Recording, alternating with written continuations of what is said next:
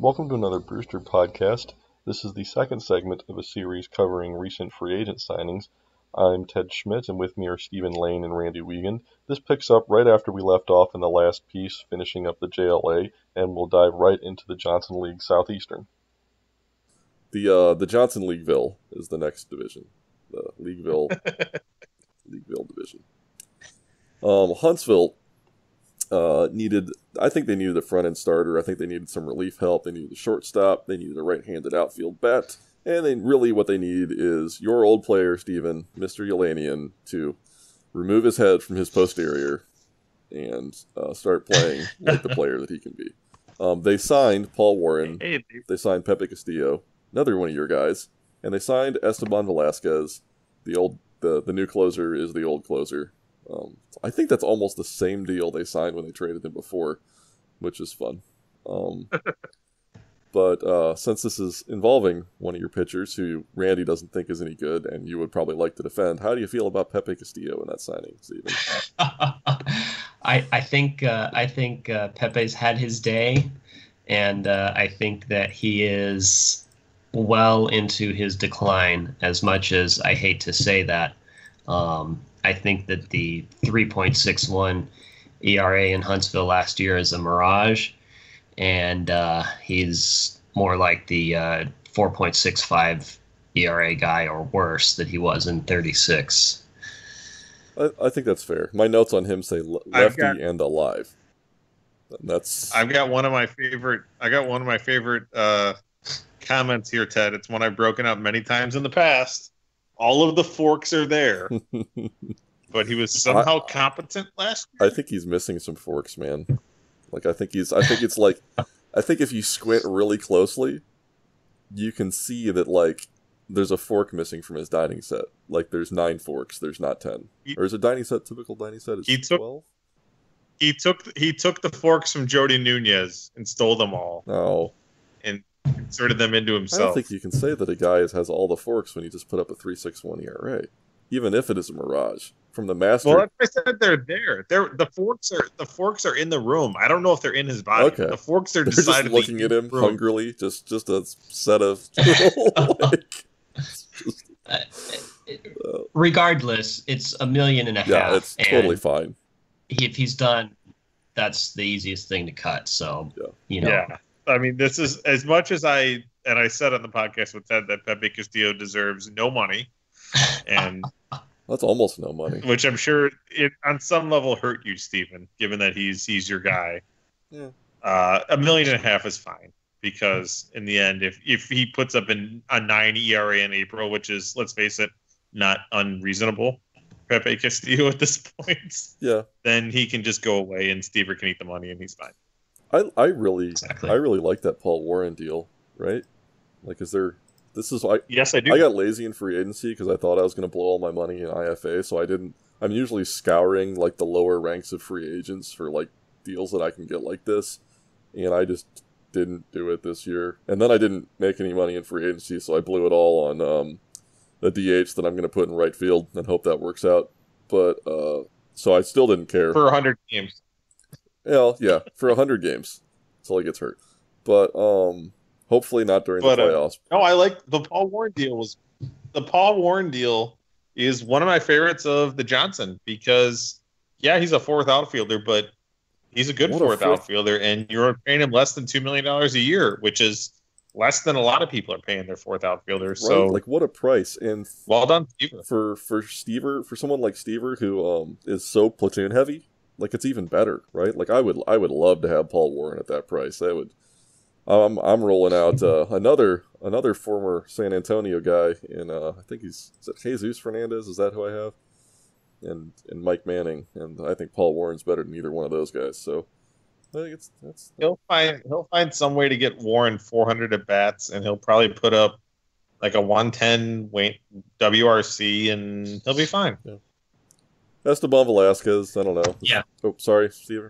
Steve, wow. No, I was just going to agree with you guys. Warren's a great signing. Yep. Huntsville usually does at least one every year, just snaking a guy for cheap that I'm jealous of. But I think also, I mean, it's easy for me to agree with Kyle signings because we tend to value players similarly, same types of players. So it's just two people with the same opinion patting each other on the back. The one thing I noticed about Velasquez, that K per 9 rate is dropping. And that's the only red flag I see with Velasquez. Because that I've seen with pitchers, once that tends to drop, you could be in some trouble. Is it dropping that much? No, I don't think it is. I think if you look at between 32 and 32, 33, 34, he was, kind of down around 8 over those few years, and he's at 9 now. So I just don't think. I think this is too much money for a guy who, if he loses any more stuff, then he's not really going to be very successful against right-handed batters. They could be ugly next year, right? Yeah, especially for 8.5. I think for 38 he's fine, but 39 might be dicey. But then again, I don't know if you're signing Velasquez without getting that second year. Well, and I think Stever said as soon as he signed him that he's like, and I will trade you after this season. So it's not a bad price. It's not. No. Yeah, it's fine. I think what it is it's fine. That's what it is. It's not egregious. I mean, it's not like we're not going to applaud. We applauded him for Paul Warren. We're not going to be applauding him for Esteban Velasquez, but we're also not going to be shaking our heads and going, shame on you, Steve, or what you're doing. It's market rate. It's market rate. It's an older player. He has risks. That's free agency. That's how it works. Yeah. Jack. Now, if you had given him 10, that I'd have been like, no, what are you doing? Right. But 8.5 is fine. Jacksonville maybe needed another pitcher, but it always looks like Tyler needs another pitcher, and whatever, he still wins without it with his rickety style. Well, they have some younger guys now. They didn't sign anybody because they're over the cap. Moving on. Hi, Tyler. Louisville. Louisville has money because they got out of all their bad deals. Did they get out of those before the start of free agency? I don't think they did it in time. That was my, they needed some things that I think were available in this free agent class. Like, it's interesting, there are still enough good pieces in Louisville, even after that sell-off, that if they could have added, like, an impact bat and a corner outfielder that can hit, and maybe a first baseman, and maybe a mid-rotation starter, and they had the cap space to do that, had they been able to do that, I think they could have been competitive this year. What's their budget at? That's my only. What's their budget? That's my only question. 112. They had the. Because I was gonna say they've been bad for a few years now, so I wasn't sure if that had sunk in the toilet yet. No, they had the room, but like you said, I don't know that they made that room in time, and that's not a knock on Nigel. That sometimes it just doesn't work out that you can get it done fast enough. It's a miracle it's a miracle he made that room at all. So good on him for even finding some way to make that. Yeah. Now the question is, what do they do with Kevin Morales, who's in the last year of his contract? You just want him to trade him to you. What they should do with Kevin Morales is, if he pitches well this year, they should try to find an extension for him that keeps him on their team. That's what they should do with Kevin Morales, because he is, 26 years old? 20, I think he's 25, 26, somewhere in there. Yeah, they should extend him, is what they should do, unless it's like some outrageous price, or for whatever reason this year, he continues to not remember that he's a great pitcher. And even then, if the price is like $10 million, you extend him. Even bad Kevin Morales is a mid-rotation starter. Right. Nashville. Steven, tell me what you think about Nashville, who signed Colby Stevens to back up. Actually, I'll tell you what. My notes are rude. They're not rude. They're just. I think I'm funny. I don't know that anyone else does, but I'm the master of laughing at my own jokes. Steven's mic is awesome. I guess he's off fighting the robots. Oh, sorry. I accidentally muted. I accidentally forgot to turn mute off.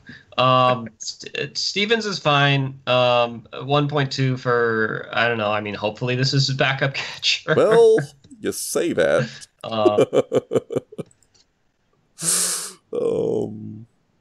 Wait, yeah, no, he's got Cisco. He's got Cisco. I forgot about. He's still got Cisco. So, yeah, 1.2 backup catcher.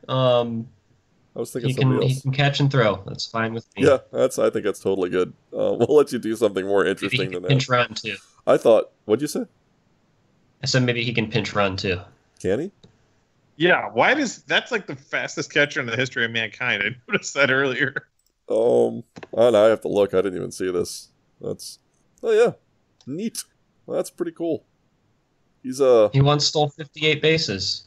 Huh, that's just remarkable. I don't know how Jason Kendall was somebody that always found to just be bizarre. Like, how do you play that many games behind the plate and run? Like, if I'm in a small squat for I don't know, 5 minutes while I dig something out of a cabinet, I hobble around for the rest of the day. You know, like it's. So I don't know. But Nashville needed pitching. They did. And everybody knows this. You and I have beat this on every podcast we've done for the last 2 seasons. Yeah, but they didn't have the room to get it. They need pitching, right? They didn't have the room to get it. So they're maxed out. So I don't know how that was going to happen. Their free agency was kind of a sad time. New Orleans. I think the most important thing to talk about with New Orleans has nothing to do with their free agency, but we can do free agency first. New Orleans signed Mark Dempsey, Joaquin Camacho, and Mike Bailey. Take it away, anybody. Dempsey that's actually a reasonable contract for Mark Dempsey, given that he's old, made of glass, and we're not sure. I mean, when he's on the field, he's good, but we're not sure how often he's going to be on the field anymore. So a 1-year, $12 million deal is perfectly fine, because that's the sort of player you want to go year to year with, because you don't know if he's going to be there. Camacho is a good contract, and Mike Bailey I really like what New Orleans did, because 1 year for $3 million is perfectly fine for Mike Bailey, who's also made of glass, and so that's a low risk signing there, and they need help in their rotation because Freddie Delgado has seemingly forgotten how to pitch. And he's got Sam Romero back. Well, no, Sam Romero was the Las Vegas guy. Never mind. I was just thinking. Well, no, but I think he still has Sam Romero, and Sam Romero. He does. Also I was thinking Sam Romero was there before, though, that he reunited his used to be good pitching staff, but that was a different player. But Delgado's back. I think he might need another starter, maybe. Depends on what he decides to do. And he needed a better infield bat at second base or shortstop. That really wasn't there. Like maybe Karlamov. I don't know. He needed his offense to get better, and Mark Dempsey helps the offense, but I don't know where the heck he plays him. You can't play him at first because you're not taking Yancey Cravat out of the lineup. No. His DH is Arnold Leach, who doesn't look great, but when you look at his verse-right splits, that's probably an okay player. Who's his third baseman? Mario Barrera, who looks like a decent player. Yeah, he would have been a 4-win player over a whole season last year. So I don't know where the heck Dempsey plays, but I think you can squeeze some at-bats out for him. I just wonder how much of that's just a legacy, he's my guy, I got him back signing. That's probably part of it, too. You used to have Mike Bailey, didn't you, Steven? Like a decade ago? I did. With an insane bonus structure? Was it with an insane creative, bonus structure? What was it? Hashtag salary advanced bonus techniques. Yes, there you go. Oh, I was laughing at that. Yeah, this is the part of the podcast where people have to read the boards, and otherwise they'll be completely lost. Yeah, well, they should be doing that anyway. So, I really hope there's nobody listening. Actually, I guess I do. I hope we're so great that people that do not read the boards are listening to these podcasts. But I don't think that's the case. I think that's true. Pretty much anybody that listens to these is already on the high end of Brewster consumption. Those poor souls. Do you think Mike Bailey's? I think his demise is maybe overrated, except that he can't stay on the field. But when he's on the field, he's still pretty all right. Is I agree. Anything to add, Steven? Your thoughts? Anything to add to that? Yeah, I mean, I think he's all right. He's he's going to struggle against lefties, but he's not bad, especially at $3 million. It's no risk. Yep. On the other hand, he's made it past the 87 inning mark once in the last 4 seasons. That's not good. So, all right, well, that's 2 teams. So the most important thing, I don't want to talk about Joaquin Camacho. He's okay. That's a decent price for an okay catcher. That's fine. Whatever. I don't care. The more important issue with New Orleans might solve part of their pitching stuff, but it wouldn't be a Brewster, Ted Schmidt involved podcast if I wasn't complaining about how the game does things. And if you go to the list of top prospects in the Brewster, this Jim Armstrong? I'm talking about Jim Armstrong. How, in what world is Jim Armstrong not the top pitching prospect in the league? What sort of insane, crazy asshat system ranks 17-year-old, completely raw Ricardo Rivera ahead of 20-year-old, almost entirely developed, insanely, frighteningly good Jim Armstrong? Does anybody have an explanation? Is there something I'm missing? Well, I was going to ask, why is Jim Armstrong not up in the majors? But then I just looked at his development. And in January, his current stuff went from 7 to 11. No, it didn't. That was, that's 2036. That's last October. I think he was like a 9. No, I'm looking at January. Look at his scouting in-game. His current stuff. Which in-game are we talking about? In-game scouting. In-game Jim Armstrong profile page scouting. Yeah, it's 10 on 225, and you have to ignore those. I'm looking at the OSA development report on the right. Development report on the right. Oh, that's wrong. Those are wrong too. Okay, so that's also wrong. Interesting. Kyle asked me about this. He asked if it was like the whole page. Yep, the whole page is wrong. I don't know if that's wrong or not. It was higher. But wait, he's also listed as an 80 current, and then if you go to the main page, he's listed as a 55. Right. These things are really screwed up. Okay? Like, I don't think that if you look at you can only trust Stats Plus right now. He was higher than this last year. There's no way he was a 7 last year. He was higher than this. So these are just wrong. This page is wrong. So are we saying Jim Armstrong is the opening day starter for New Orleans? Because he kind of has to be, right? I don't know. It depends on whether or not, like, he thinks he's going to compete this year. If he's not, you know what? I have strongly come out against keeping guys who should be in the league in the minors. Which is what, I mean, Armstrong, by any definition, and Stephen, correct me if I'm wrong here, he belongs in the major leagues. Yeah, it would if he's not on the team on opening day, then it's definitely service time manipulation, which I feel is much worse than quote unquote salary cap avoidance, or however Stever put it. Yeah, I mean, I see some of Stever's complaints about it. Like, I have no problem if we tighten the thing up. But like, yeah. Ted, you and I hate service time manipulation. The best players need to be in the majors. It completely disrupts free agency when you hoard guys in the minors. And I'm not trying to say that, like, Ted, you and I were talking about this. Hold on, I'm not done. I'm not done bitching. Earlier. I'm not done bitching, Randy. Randy, I'm not done bitching. Yeah, that's right. You wait. I'm sorry, I'm being a jerk. No, Jim. I'm not trying to pile on Jim. That's all I wanted to say. Everyone does this. It's become common culture to just wait until you're going to compete to play your good players. And I hate it. I just hate it. I think it's wrong. I think it's bad for... In real baseball, I think it's bad for baseball. In fantasy leagues, I think, like this one, I think it just screws everybody in the long run. Well, and for the record, we don't know that Armstrong is not going to be on the opening day roster. No, I'm just assuming he won't, because that's just which might makes an ass out of me at least. But like it's just the last year. Last year is 19. Okay.